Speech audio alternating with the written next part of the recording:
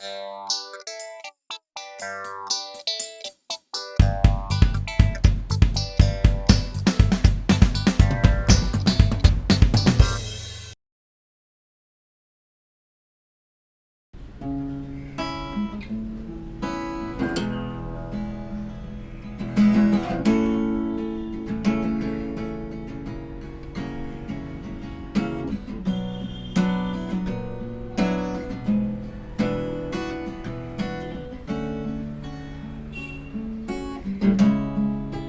walk into the room, naked as the day you came into the world. I watch you slide beneath the sheets and in the lights. As you fall asleep, I caress you like a blanket till we close our eyes. Once around the field so sweet, we're both surprised.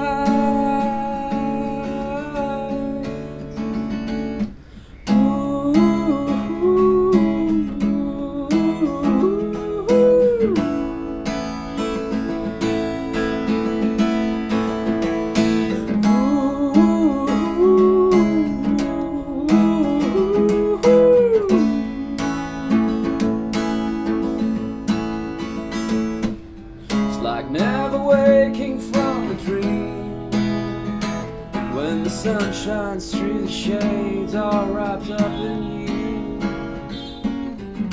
Just one look is all it takes to face the truth. We've been living separate lives, tied together by the bond of our broken hearts. Funny what we hold on to is keeping us apart.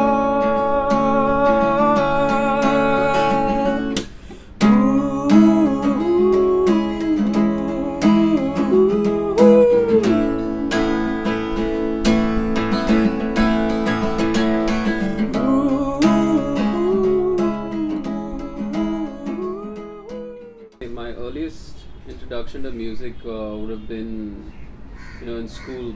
Like I was here at school in Santa Cruz West, Sacred Heart School. We had a music teacher who would come in once every week and teach us some very basic songs. And it's something you don't realize. Like you're 4 or 5 years old, and then you find yourself being called up to the front of the class and singing in front of the class. And I kind of realized that I could sing at that point, when I was really young. But then I was lucky that I lived in a community. I mean, I still live in this community that encourages, supports music. I think that kind of spawned a generation of musicians in this place itself. And initially I would want to just sing, but then I realized there were a few people who would play, so I started playing for myself.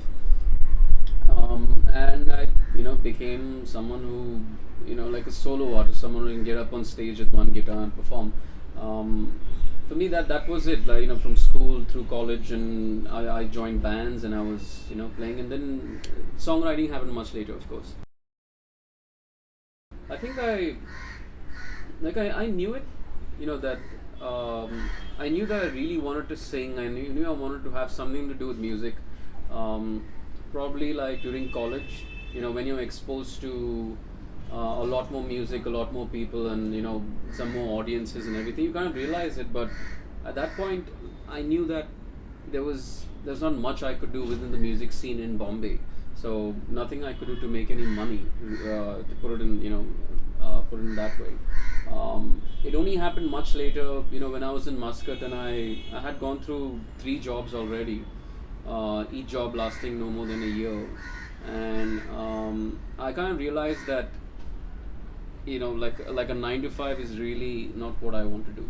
So by a process of elimination, I realized that, what's left. So I got back to Bombay. I quit everything, and I pursued what would turn out to be a music career.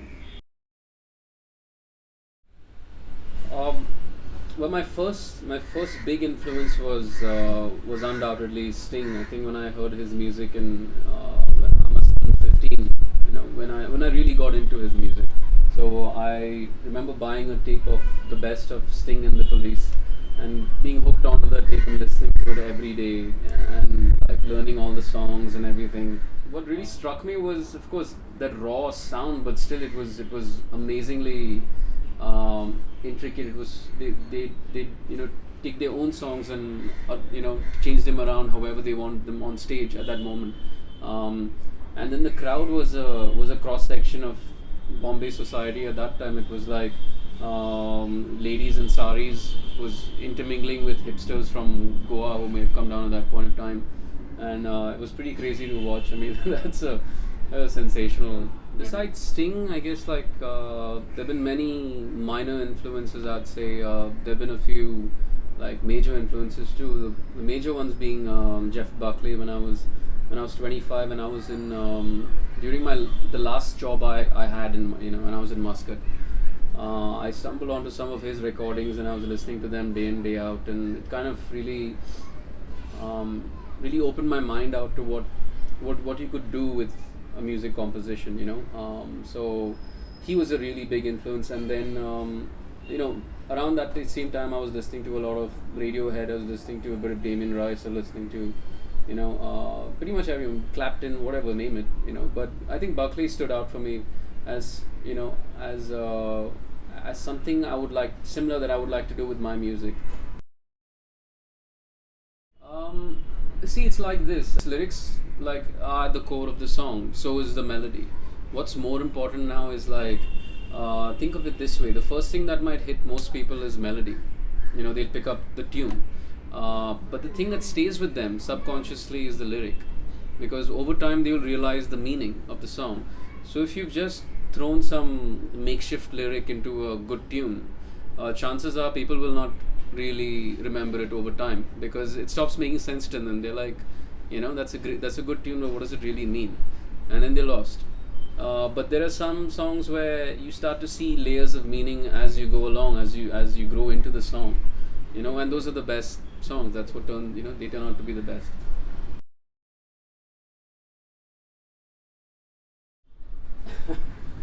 Well, see, it's pretty simple. It's like this. With independent music, it's what you want to say, what you've written.